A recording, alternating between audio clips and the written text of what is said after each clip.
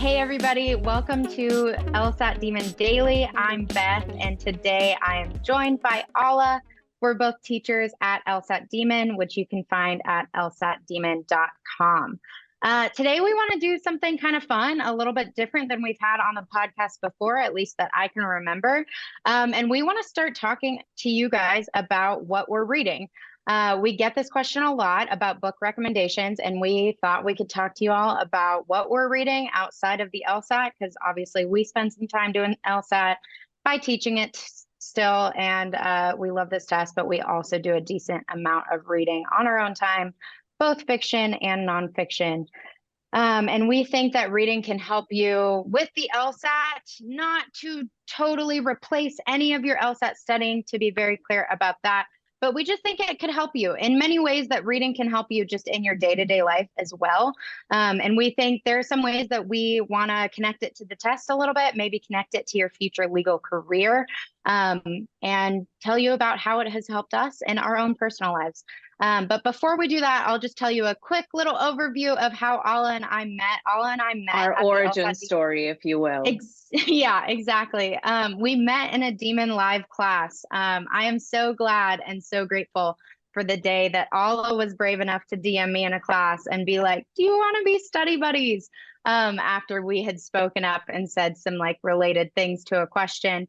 And that was our origin story of how we started studying together. So we studied for the LSAT together for what, Ala, like 8 6 months? Yeah, I think maybe it was like eight. a total of 8 months. Yeah. Yeah. And so what it looked like, we were getting on FaceTime almost every weekday doing a section, and we would argue about answer choices and help each other learn, really. So we got to know each other really well through that, sort of built a community. We did it with one other woman as well.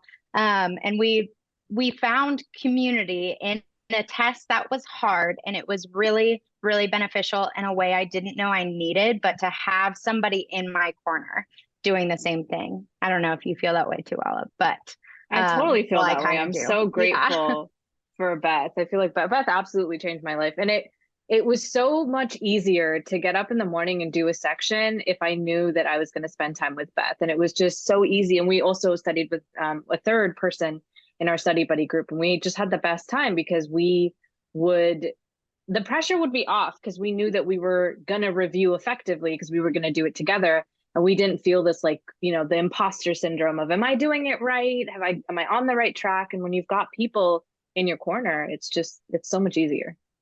Yeah, totally. And on that too, the level of accountability that it brought, of like, if I had a hard day, but I had planned to study with you, it was like, I'm going to do my section. There were days that we also took off, to be clear too, but the accountability there was really great. And knowing that we were in it together was really great. So out of that, obviously, we have both taken the test, absolutely nailed it. I credit Ala to a ton of that too. In the 8 months we spent studying together. And now we teach together at the Demon, which is great. But out of all of that too has come a really organic and natural friendship. And one of the things that we've talked about for a while is what we're reading, and we recommend books to each other. And that is sort of our way and intro of why we want to bring more of you into this conversation as well. Yeah, we think reading's important for obvious reasons, but we also want to talk about some of the not obvious reasons for why we think reading matters and why we think reading matters specifically for LSAT students and future lawyers. We want to first start by talking about some of the benefits of this. We also want to get into how taking a step back from the LSAT can be a good thing and healthy ways to do that. We want to give you maybe some tips on how to read more. If you're not somebody that likes reading, that's not the end of the world. It's okay. I didn't always like reading, but like, how do you get yourself into that? And then we're going to give you some recommendations too towards the end of the episode. We'll share what we're reading right now, and you can tell us if you want to hear more. So we'll dive right into why we're talking about this. One of the biggest benefits of reading is you will build your lexicon and your vocabulary when you read more. English is not my first language, and I think this is particularly relevant to people for whom English is not their first language. I often make this analogy of like maps in your mind when you are learning words. For someone who grew up speaking English, who had family that spoke English, who had a whole community that spoke English, is going to have more associations with individual words than someone who didn't grow up speaking English. So you are at a disadvantage, and I'm putting it really plainly, you are at a disadvantage when you don't have as many of those webs and maps in your brain for words that are difficult. So your job as somebody that is struggling with English on the LSAT is to make more of those associations. One of the best ways to do that is to read more, is to consume knowledge and opinions and entertainment in English. Yeah, on that too, we think reading, we were talking about reading is kind of like something that can supplement the other work you're doing on the LSAT. And we were talking about how like weightlifting, maybe you're into weightlifting, maybe not. I'm into weightlifting. I love weightlifting. Yeah, yeah. I know you are. Yeah, but I'm lightly into weightlifting. I am no pro, but I have learned to start lifting weights this year. And one of the very natural things that has come from it is like my back pain from sitting at work has gone away. And leaning over a keyboard just because my back has gotten stronger. So we were talking about reading being kind of like that to supplement all of these other things in your life. It might make the lift a little lighter if you're doing a lot of reading.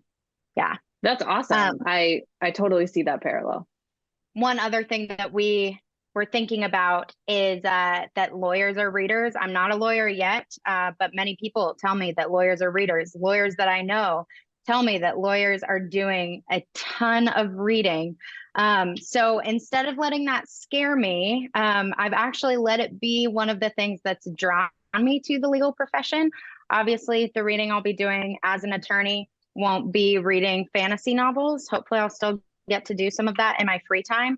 But that actually is one of the things that draws me to the profession. Getting to do a lot of reading. I do a lot of reading in my work now. And it's one of the things I love about it. And thinking about that too, as we're going to be heading to 1L in the future, and I know some of our listeners obviously will be heading to 1L, 2L, 3L in the future too. We might lose some time in law school to read what we want to read. And hopefully I will personally be wanting to read what we're assigned as well. But I'm sure there will be things that just come with school that like we have to do this and understand it anyways.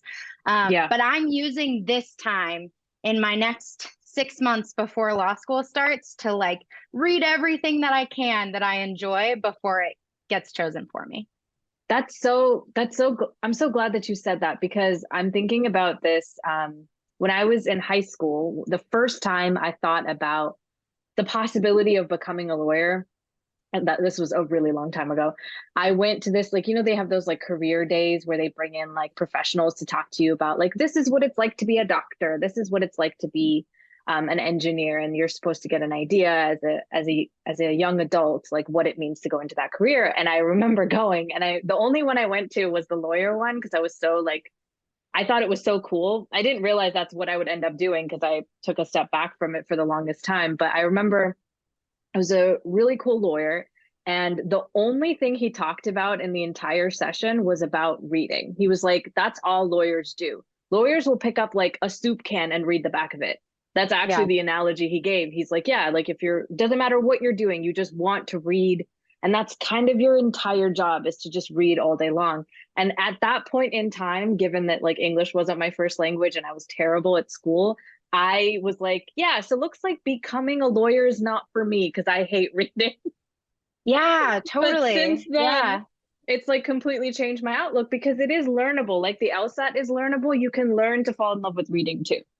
Yeah, definitely. I mean, I love that too. And it's probably also like reading the back of a soup can and being able to turn around to somebody and tell them like everything it said in totally different words. And because you're retaining all of that information. And I think about that's happening with a lot of the reading that we're doing on the LSAT, right? We're not just reading a passage in LR or in reading comprehension and going to the questions and totally forgetting what we just read. We're reading it, understanding it, and retaining it, even if it's just a total paraphrase. And that's exactly what I'm doing when I'm reading a novel too. Sometimes I read a really exciting chapter and I'm like, who can I hit up to tell them what just happened in the best chapter I've ever read of my life? Yeah, and I think it does bring that like excitement and enrichment into your life, right? Because you're essentially giving yourself the opportunity to learn something new, to witness a new perspective, to find some like joy and some newness in what's going on. And it's so hard to do that when you're, I don't know, like rewatching the same show you've seen before or like similar experiences that you've been having. And it really allows you to consider other things that might be going on that I just don't think you're always going to get the opportunity to do that if you don't give yourself reading to do. Yeah, I couldn't agree more. Yeah. And I think it's just like we're talking about, like, it's just flexing those muscles. It's just practicing. We talk about that. I mean, that is so analogous to so many things that we talk about on the LSAT. One conversation that reminds me of too is a conversation I have with students about games all the time. And everybody wants to bring their time down on games. I have been there. The thing that did it was practicing, sort of like riding a bike, flexing the same muscle. I think the same is true and can be true of becoming a better reader. Just keep practicing. Maybe it's hard. And we'll talk a little bit more about recommending what to read because I don't think you're going to pick up the densest book ever. And that's going to be where you can find the joy in reading. But it's about what you choose too. So we'll get to Yeah, more of that later. there's freedom in that too, right? We understand that the LSAT is restrictive. You can't just not read what's in front of you. You have to take on the sentence in front of you and be like, I have to understand what's going on here. But you can exercise some free will outside of the LSAT and go read things that you enjoy. And we want you guys to be able to do that so you find that it's less oppressive to read. Like we don't want you to see a wall of text and run away from it.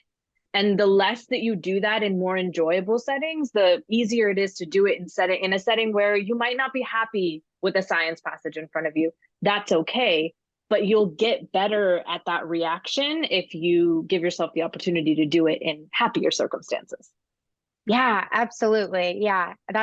I mean, that's great. And one of the things that I do want to make very clear today too about why we're bringing this up, I think, and we both think, both All and I think, your life right now, if you're studying for the LSAT, that is awesome. And I don't want your life to be all about the LSAT. I want you to give the LSAT your best hour or maybe your best 2 hours. And that's like max a day. Yep. And not even 7 days a week. Like I was a 4 or 5 day a week studier. And being able to walk away from the test and get my mind on something else was absolutely invaluable. Yeah, it's almost like you feed yourself by doing other things outside the LSAT in order to nourish your time that you spend on the LSAT. And if you don't find good ways to unwind, you're going to burn out. I definitely think that reading outside the LSAT, particularly things that have nothing to do with the LSAT, nothing to do with becoming a lawyer, doing that can really help you find peace and joy and some sort of contentment and help you come back refreshed the next day when you take your next section or you're doing some drilling or going to a class. Yeah. One mistake that I made a couple times while studying was like I did an LR section and say I really underperformed based on how I was doing before. And a couple times I then was so mad at myself and at the test that I then just took another LR section back to back. Yeah. Didn't even do a great review. I was just kind of pulling the lever on the slot machine of like, maybe I'll just get better questions and I'm going to just willpower my way out of this and sit here for another time section. And you know what? Every time I did that, I got even worse results and I ended up more angry. So yeah. I even just want to tell you guys this of like, I want you to allow yourself to have the break. Do your really solid studying, do your really solid hour, have a solid review, and then walk away and give yourself and your brain the reward it wants by doing something that you enjoy, that makes you feel good, and just remembering to step back. And you are not just this test. It'll help you on the test if you can separate yourself from the test. Yeah, and we don't ever recommend studying full time. Don't have to quit your job to study for the LSAT. These are all things that they kind of give you a sense of security, like, oh, I'm doing all this work around the LSAT, so I will do well. LR flaw in there somewhere. Basically, the idea that you're giving up all of this time and this energy and all these sacrifices you're making and giving up your happiness in order to work on the test. And it's not going to make you better at the test. It's because this test isn't a test of knowledge exactly. It's a test of performance and proficiency at reading, at understanding, at attacking LR passages. Can you figure out this game? And those questions really are about that 1 hour a day, maximum like 2 hours a day, maybe 5, 6 days a week. That's really all you got to do. So how do you step back? How do you spend your other time? Because we obsess over the LSAT, and we both did it. We were super duper guilty of it when we were students, which was not that long ago. It was like 6, 7 months ago, right? We used to obsess about how we're doing on the test all the time outside the test, and it didn't help us. It didn't help us get more points. It didn't make us less anxious about the test. It didn't help with any of that. So one of the ways we found joy is reading, and that's why we wanted to talk about it today. Yeah. So just thinking then, what has helped you to read more? Yeah. That's a really good question because, we've told you the importance of reading. We've told you that we've found joy in it, and you're like, okay, but how do I get into it? So we've got some like tips that we want to share with you. One of the things that I struggled with, Beth, was like, I didn't know how to add in reading into my life. Like, I'm one of those people that will get obsessed with a book and then I'll just do that and then nothing else. So how'd you like schedule reading into your life? How did you make it a priority? Yeah. For me, one really important thing, and this has been like a long time battle of will. I am a Zoomer. I was born in 96. So the age of social media came with my coming of age. I have spent time both trying to get off social media completely, which honestly, I kind of experienced that a little bit as like an analogous to starving as a diet, like to cut out food completely, like those really bad diets where you're like, I'm not going to eat a single carb. And when you don't eat a single carb for 2 weeks, you find yourself at 2 o'clock in the morning, like eating a whole loaf of bread.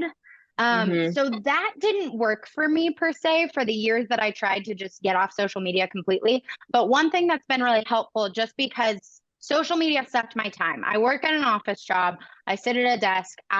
It's really easy for me to just open my phone, and not saying this in a condemning way at all. I have spent plenty of time on TikTok.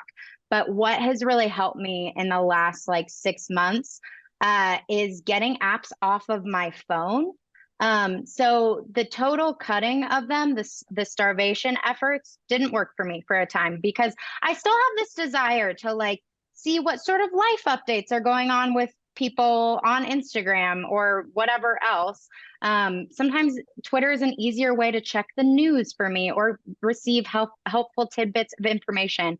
But for me, one of the ways that really brought reading as a priority into my life was getting apps off of my phone. So I spend so much less time on Instagram and on Twitter. I did get rid of TikTok completely, but when I want to check that stuff, I go on a browser and I end up checking it like every other week now. But that's enough. That's enough for me to check in on like, what are my loved ones up to? What are the friends who live far away up to? And because of that, I have had a lot of free time to replace. And books has been one of my favorite ways to replace that time that I would have spent scrolling.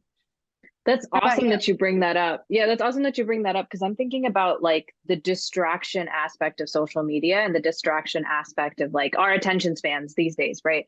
And one of the things you definitely need on the LSAT is a good attention span and the ability to focus on what's happening in front of you. And one of the tips that I try to give my students is try to just understand what's going on here. One of the best ways, one of the low stakes ways to practice that is to read. Yeah, absolutely. Yeah. And just on that and the attention span stuff, it actually makes me think about a couple things that have helped in turn of one, stepping away from social media at least a little bit. how much worked for me and also what reading has benefited for me.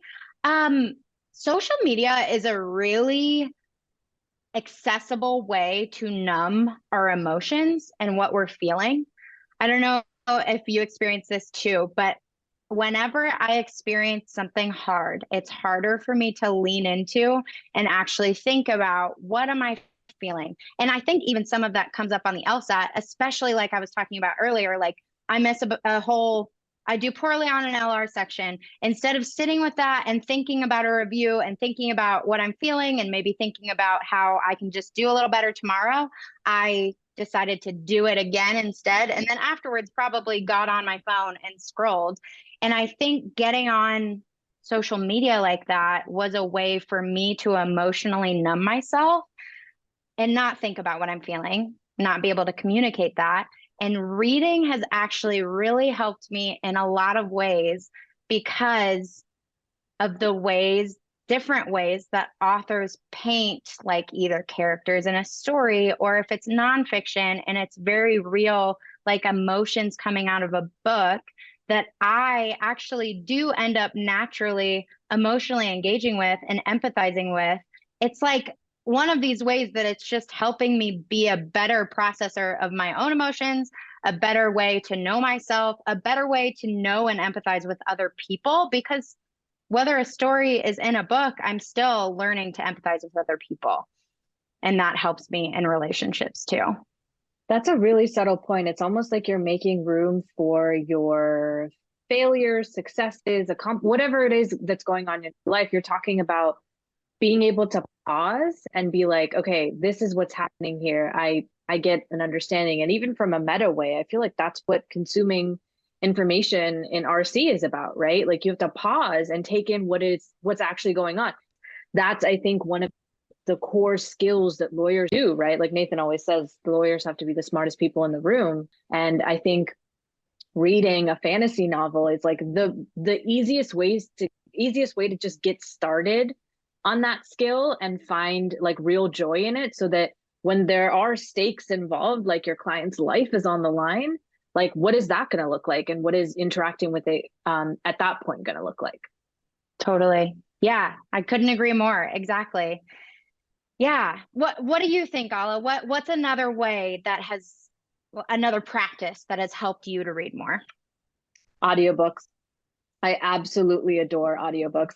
For me, I didn't realize how much I was sort of like policing myself in terms of the way I was consuming books.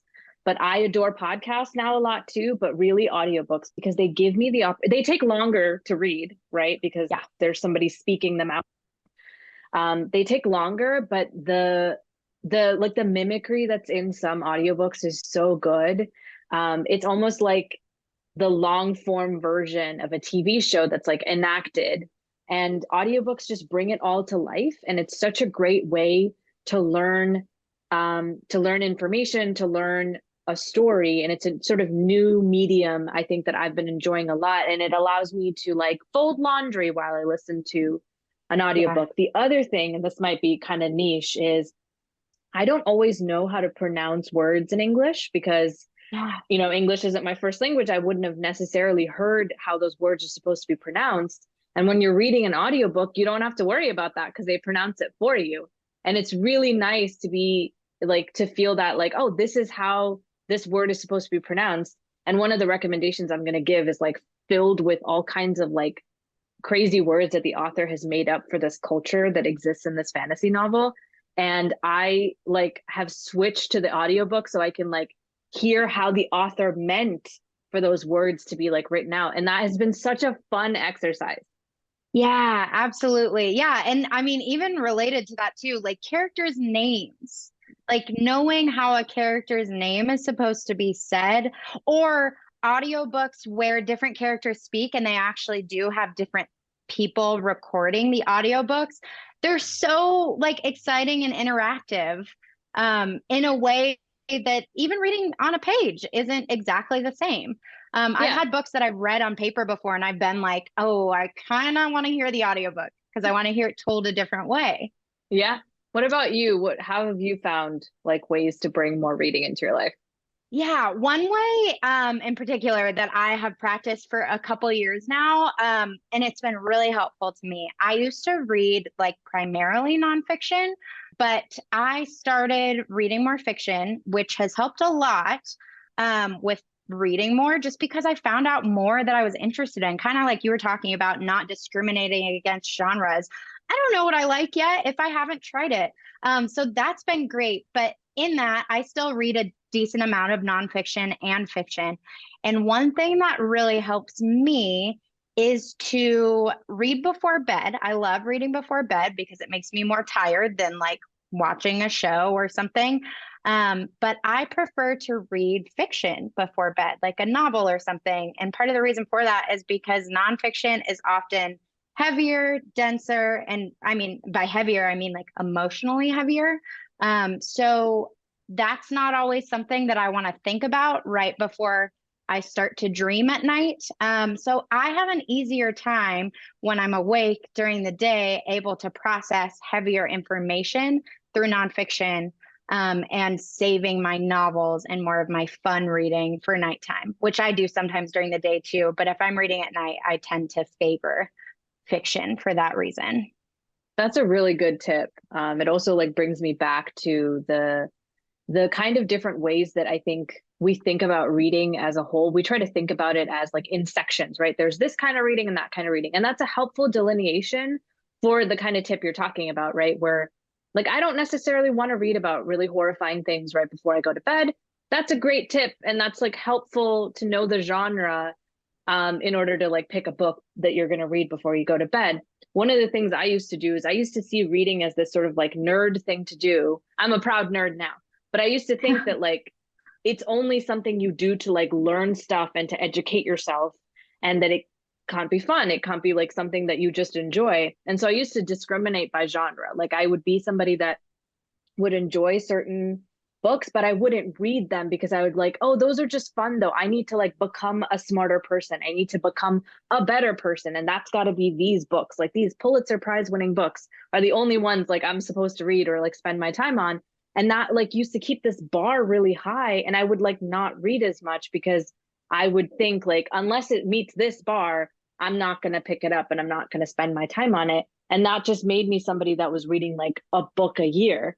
And Mhm. last year I read way more books because I was like, Allah, why don't you just read stuff that you like? Like forget about getting something out of it. Not everything has to have a Yeah. capitalist or like, Yeah. loaded economical value to it. It could just be, it brings you joy. So now it doesn't matter what the genre is. Sometimes it's fantasy, sometimes it's like romance, sometimes it's whatever I like. And not discriminating has really helped me bring a lot more books into my life. And that's made me happier and actually has made room for the more nerdier books because now I have the energy Yes. to read this that I've been putting off because the bar has been so high. Totally. Yeah, I mean, I couldn't agree more. I have found a couple of genres that I really like just this past year because I've been willing to trust people's recommendations and just to try something new. And speaking of that too, I think this is a pretty commonly known rule, but I do tend to stick to the rule and I find that it works, giving a book at least 50 pages. So if I pick up a book, some books start out really boring and then they get really great. Some books start out really boring to me and they never get better. But I try to stick with a book for at least 50 pages. Sometimes that's hard to do because I read like on an iPad or on my even phone sometimes from the library app. But I try to give it at least like a good quarter. And if nothing has piqued my interest, I walk away from it. And that's been one thing that's been really freeing for me in the past couple of years too, and has helped me read more is putting books down because I used to start books and then I wouldn't allow myself to start something else until I finished the book I was reading. So if I hated the book I was reading, guess who wasn't reading for 3 months? It was me because Yeah. I was like, I can't start that next good book because I have to read this one. This is what smart people do, right? They finish books. And I have totally let that go. I think now, like knowing myself is better, being able to put a book down, not waste my own time. I don't like it. It doesn't even matter if somebody else liked it. That's great for them. But being able to walk away from a book has helped me read more too. And then Yeah, it's 50-ish pages, quarter. Yeah. those I feel like that also is like the other side of the coin of like don't discriminate by genre. It's like you don't have to be hard on yourself about finishing something or not finishing something. It's a book. It's okay. It's not going to get hurt Right. because you're not going to finish reading the book. It's fine. Yeah. And you talking about like reading on your phone or on a paperback is also reminding me of like actual resources that have helped me read more. So Goodreads is a great place to like start like collecting books that you've read and mark down books that you want to read. There's stuff in there that I haven't touched in like 5 years, but I know I want to get to them sometime in the future. And it's a nice place to like mark it and keep it there so you don't forget it, but it's not like a pressure. So I love Goodreads.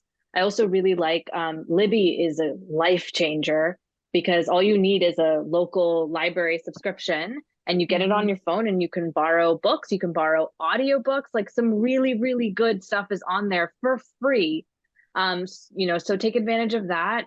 I also really like Scribed. It's a relatively cheap subscription to a lot of you may not find like the very well-known books in there, but there's lots of literature and lots of like scientific stuff even that you can find. And it's a massive database of journals and documents and all kinds of things that you can look at too. And if you're a university student, you have access to tons and tons of free subscriptions, which I only realized after I graduated because I realized I don't have access to them anymore.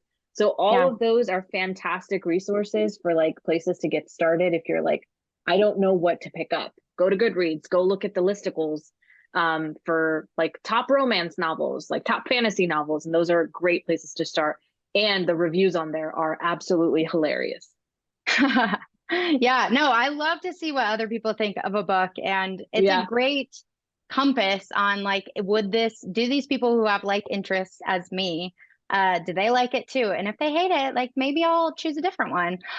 One thing about Libby that just reminded me of, I do almost all of my reading on Libby, and I do have like 15 books on hold right now. Couple great features about Libby connected to the library. I'm reading a couple books right now, and so every time they try to deliver one of my holds to me, there's also a feature that I can just hit deliver in 10 days or deliver in 14 days or 30 days. And so that'll Yeah. just come back. I don't lose the book, I don't lose the hold, and I'm also not taking it up while somebody else might want it. One other thing I do to kind of cheat the library system, your library card is connected to your county, right? So I have a Right. Denver County library card. They have different books available if you have a library card from a different county or even a different state. So I may have some connections elsewhere and I might be double dipping. So if you have that sort of access too, like that's a great way to get access to books, especially popular ones that might be checked out at your library. Yeah, Yeah. absolutely. Those are all like great resources. One other thing I'll add about what helps me read more, and I guess just in general, but one thing I've noticed about book recommendations. So this is what's helped me read more. Trusting the recommendations that people give me, and whether that's, friends, family, whatever. People recommend books to me. And one thing that I have personally committed to not doing anymore is commenting on the sort of writing that the author does. So I think I've noticed this a lot with especially like real page turner kind of novels or like beach reads and stuff, which are super fun reads. And I have a really fun time reading like a juicy mystery or like a mom book club read. I really like at times. And one of the things that I've committed to not doing is when I recommend books to people, I no longer say anything like, oh, this is written really poorly, but it was a really quick read. And part of the reason for that is just that there was an author who really kind of poured themselves into this book. If I don't like it that much, I just won't recommend it. And I've noticed people saying that to me too. And honestly, it just kind of makes me feel icky. It makes me feel like a little bit elitist. I love plenty of books. There are plenty of books I dislike too. And if I dislike it, I'm just not going to recommend it. But I'm not going to do this whole like author shaming anymore. I love simple writing. I think really good writing is simple at Yeah. times too. That's really great. That's actually making me think of, I was a huge fan of the Percy Jackson series when I was little, when I was growing up, and there's actually going to be a Disney Plus TV show. I'm so excited about it. But recently, like years after I'd like finished reading it, I went back and like I wanted to like pick up the book and like see what it would be like. And I was shocked at how different the writing level was to how I remember it being. And it's because when you're a kid, and maybe it's because of the reading level I had then, but when I was a kid, I thought it was like the single greatest piece of like literature ever written in human history. Right. And that's Yeah, because yeah. when you're a child, you don't have as many standards for things. You don't like, you know, poke at it. You don't criticize it. You take the joy Right. that you can find in it. And that's one of the things I think we can all learn from children generally is like, can you just find what's nice about this, enjoy it, and then move on from that, which is like sort of what you're talking about, right? You don't have to Mhm. dunk on something if there isn't something that you don't like about it. You can just take what's good and then move on. And that's one of the benefits of reading is you can get exposed to things, figure out what your relationship with it is, and then move on. Yeah, I mean, totally agree. And that even just goes back to like, again, finding out what you like and do that thing. And if you don't like it, it's also okay to walk away from it. Nobody's going to make you read. Yeah. And Yeah. that I think is a great transition into the thing that you've all been waiting for, teetering at the edge of your seats, which is our recommendation. So Beth, why don't you Yeah. tell us, you know, your sort of like maybe 2 to 3 recommendations of books you've been thinking, because we wanted to give you guys some recommendations in different genres, maybe some stuff that may be a little bit out of the scope for what you might be considering yourselves. So take it away, Beth. What are you reading, and tell us more about why we should get into those books. Totally. Yeah. I'll start with my fun one just because we've talked a little bit, touched on fantasy already a little bit. So that's been a recent newfound love for me that fantasy is so fun. And very specifically, I love a Greek epic. So I love that you just brought up Percy Jackson too. I loved it when I was in high school. I kind of do want to go back and read it. I think it could be super fun.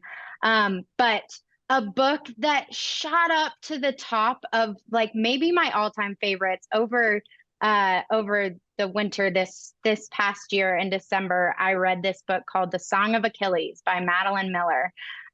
Fairly recent book written in 2011 or yeah, 2011. It's about Achilles and a character that shows up in Homer's Iliad and the Odyssey.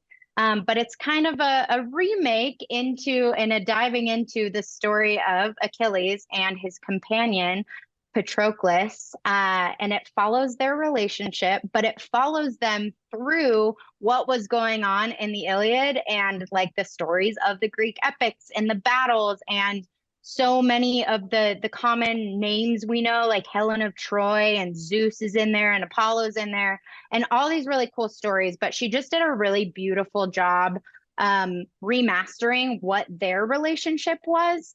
So it's a love story, but also an epic. And I mean, it just brought me through every wave of emotion. I don't want to spoil anything, but I cried real tears while reading this book, and I have recommended it to like everybody I've talked to since reading it. And one really cool thing that I will say about this book too, there's actually a reading comprehension passage.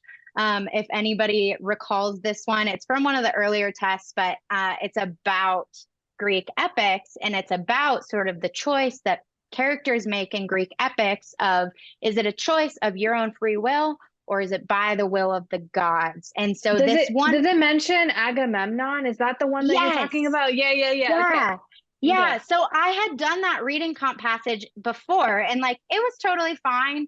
I didn't have trouble with it, but I got to the story of Agamemnon losing the winds and the sacrifice and the choice he had to make, and I like almost yelled. I was like, "Oh my God, this is the story, and this is how the choice works, and the choice is actually so much more important than I felt so much more emotion while reading a novel about it versus is what I felt when reading the reading comp passage. And not that you have to feel that when reading the reading comp passage, but I just thought it was a fun way that even made me want to go back, read the reading comp passage and see it in a new light and be like, oh, wow, I get this in a totally new way. And all the time when I'm reading on the LSAT, I'm making connections with my everyday life. And although Greek Yeah. epics aren't my everyday life, that was a way that I could connect with that passage in a new That's way. awesome. I kind of want to check Yeah. out that book now. I feel like we're just doing like reading recommendations to each other, but I'm gonna put that one on my list. And maybe I'll Yeah. do my fantasy one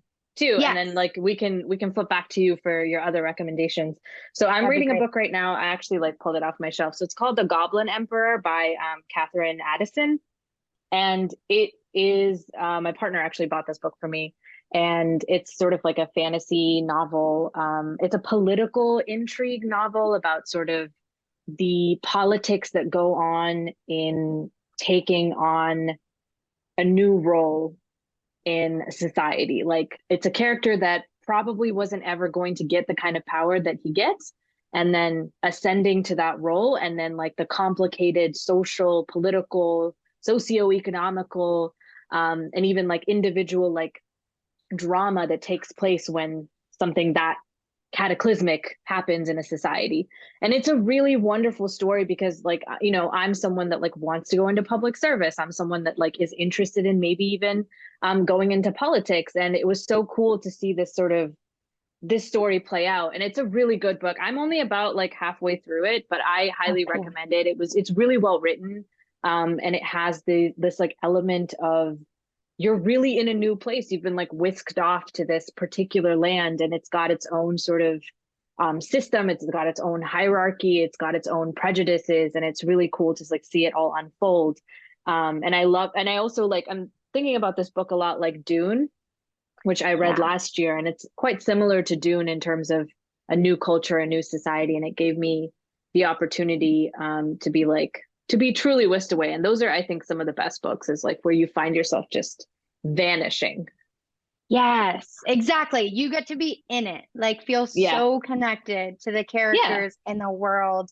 Yeah. yeah. It's like a Is it a meditative thing. series? Is it a I series, the book actually you're reading? don't know if it is a series, but it's not labeled as like, like a book one. I think it is like relatively standalone, but I think there are other books that have been written by the same author in like the same like land. Yeah. I'm not sure though if this is a standalone book or if it's a series. I probably should have looked that up before this episode, but No worries. We can follow up. But that sounds great. I'll add that to my list too. Sometimes I love when a book like is a potential series, but they're like, you could end here if you're satisfied. And yeah. sometimes I do just like if it's a trilogy or something, it's like, okay, book one ends it. If I'm satisfied and I don't want the perfect world ending like to be shattered, I'm gonna end it there. Yeah, Um, exactly. And like sometimes like I've like read books where I read the first book and I'm like, it's okay if I don't read the rest of them, and then like a TV show or a movie comes out and I'm like, I'll just watch that. Like that's fine, right? And it's just making room for more realities. yeah, cool. Thanks for sharing. Yeah. I'll tell you about one of my nonfiction recommendations. Definitely a heavy book emotionally, but one of the most fantastic, beautifully written books I've ever read. Not necessarily with the goal of learning, but this book is a memoir. It's called The Perfect Other by Kylie Leddy, Leddy. It is a memoir of a woman whose sister disappeared for a time, and then they found out that she had passed away. But it was after her sister's battle with mental illness. So definitely be tender to yourself if that's something that does not sound like a topic that you want to dive into. Totally okay. Take care of yourself.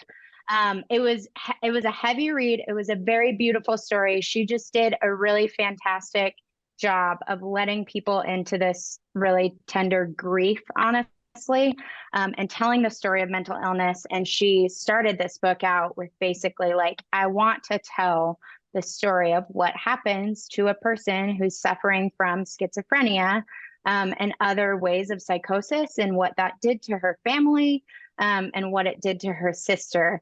And so she did it in this way that she was like, this is why I'm telling this story. These stories aren't told enough. A lot of people with these sort of mental illnesses are silently suffering. And because of that, she silently suffered for years. One other part that like was really hard, but also really beautiful about this book. I have an older sister. My older sister, we're very close. So it was hard for me to read a totally different story of sisters and like imagine myself in that story. But it really helped me empathize with it. And then another part of why I loved this book is that right now I work in healthcare policy for folks with disabilities who are on Medicaid in my state.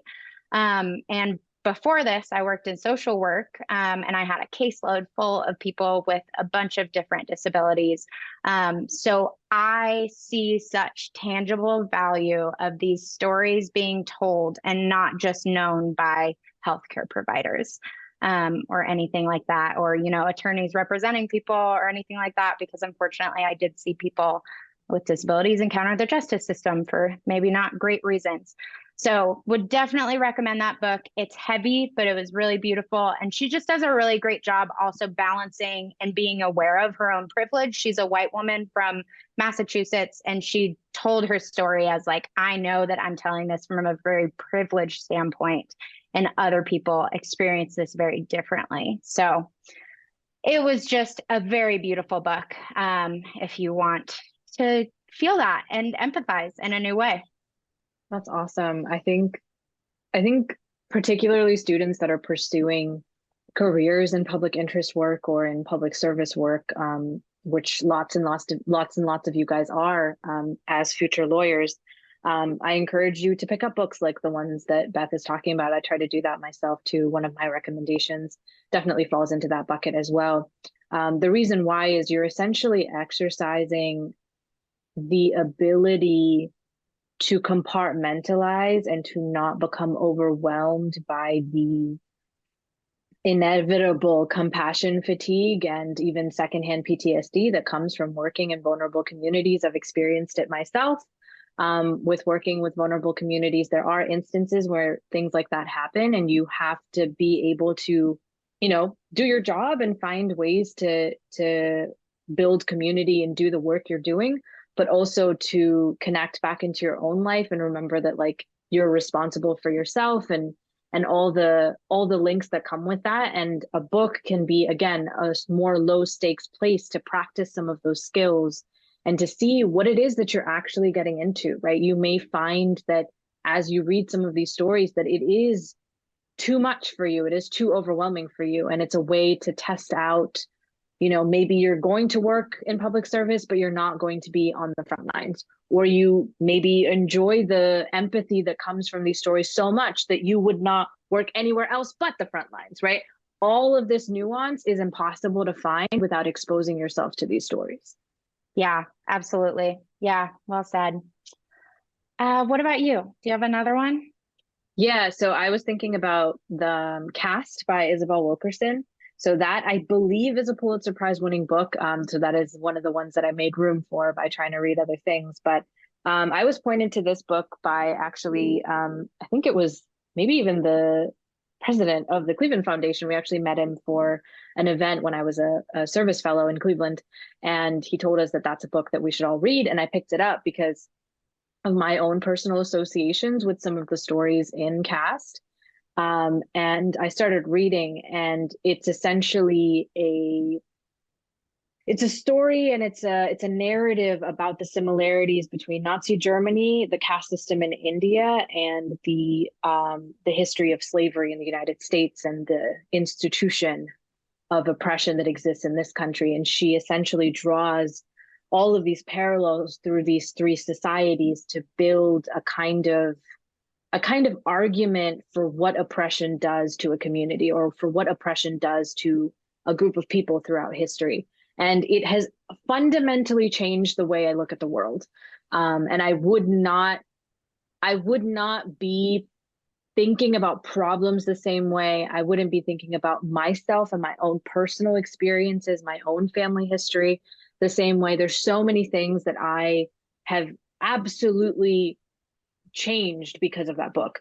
And I highly recommend it. I think it's one of those books that can take a long time to read because it was really heavy for me to get through. So similar sort of disclaimer that Beth was giving, like it is a lot to take in.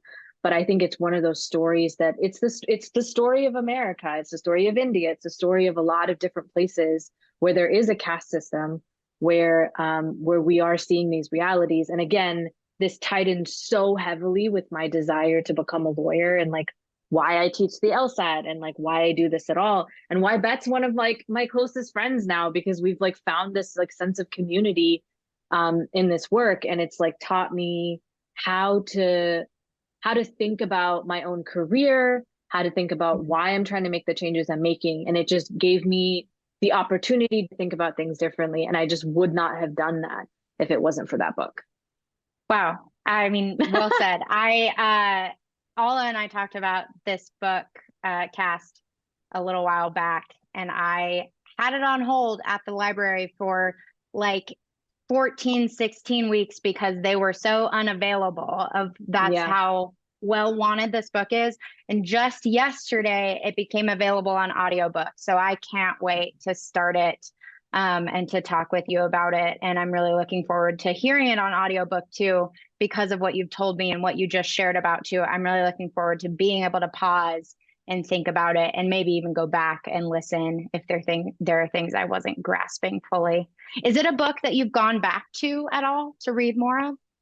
Yeah, and I think rereading books is one of those places where I find a lot of joy too, and a lot of meaning, because I think we grow between reads of books.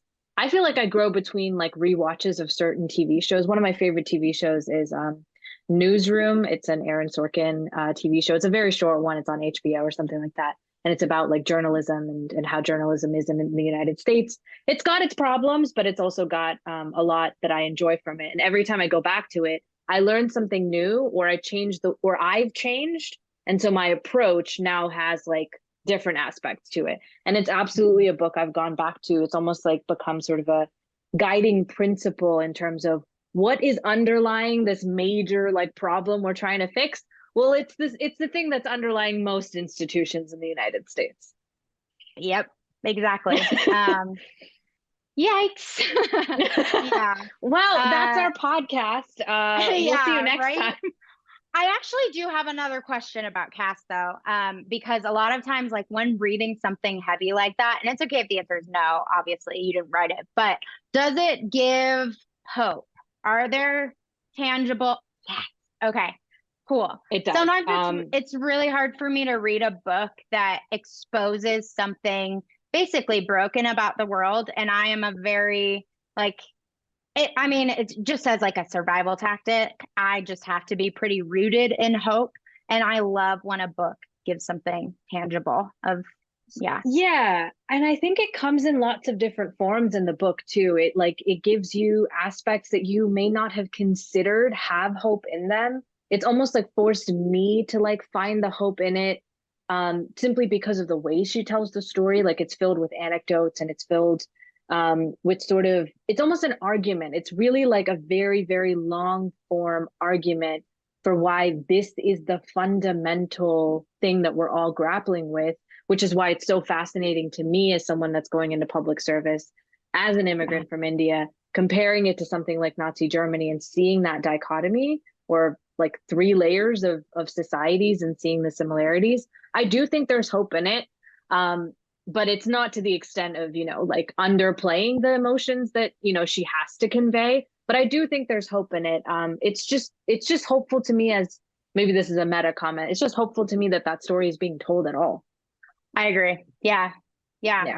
I mean, and that's what I love about stories, and whether a story is, even what I love about stories that get told in TV shows or in movies too. One of the things I love about stories is the way it just represents people. Yeah. Or they can represent people. Yeah. So this was a sort of fun idea that we came up together. We wanted to make space to talk about these recommendations and to talk about what reading can give you as an individual, as someone that's studying for the LSAT, and as someone that wants to become a lawyer. So we hope this gave you a glimpse into the ways that we spend time outside the LSAT that'll make your life better. Lawyers are readers. And while you should be working on actual LSAT questions to improve on the LSAT, it can't be your full-time job. We recognize that. And so we wanted to make some space for that.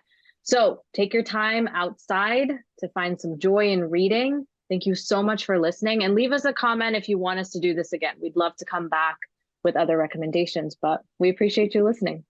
Please email daily@lsatdemon.com if you'd like to ask us a question or share some LSAT or law school admissions news. Thank you so much for listening.